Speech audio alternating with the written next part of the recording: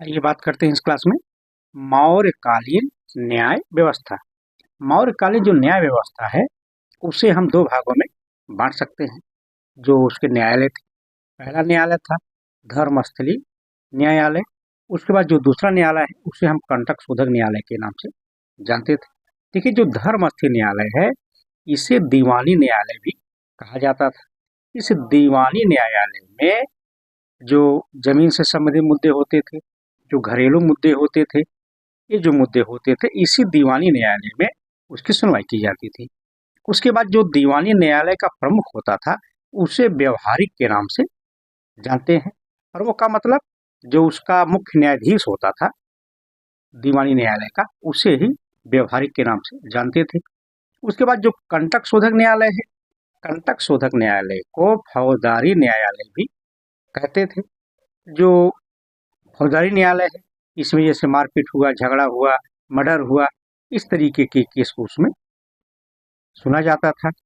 जो फौजदारी न्यायालय है इसका जो प्रमुख होता था न्यायाधीश, उसे प्रदेष्टा कहा जाता था। और देखिए, जो न्यायालय व्यवस्था थी यहाँ पे वो तो सुनवाई करती ही थी, लेकिन जो न्याय का सर्वे सर्वा था वह राजा होता था।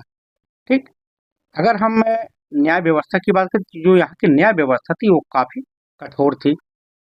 जब सुनवाई हो जाती थी, जो जिस तरीके का जिसका अपराध होता था उस उसको उसी हिसाब से दंड विधान की व्यवस्था भी की गई थी।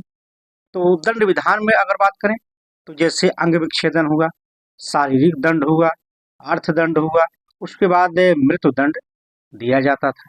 लेकिन जो मृत्यु दंड है यह केवल राजा के द्वारा ही दिया जा सकता था। ठीक, राजा के अलावा किसी भी व्यक्ति को, किसी भी जो न्याय से संबंधित लोग हैं उनको मृत्युदंड देने का अधिकार नहीं था।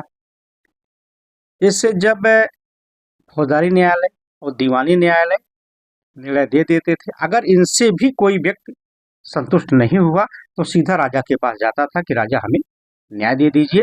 इसीलिए जो न्याय व्यवस्था का सर्वे सर्वा होता था, सम्राट था या राजा उसे कहा जाता था, वही इसका प्रमुख था।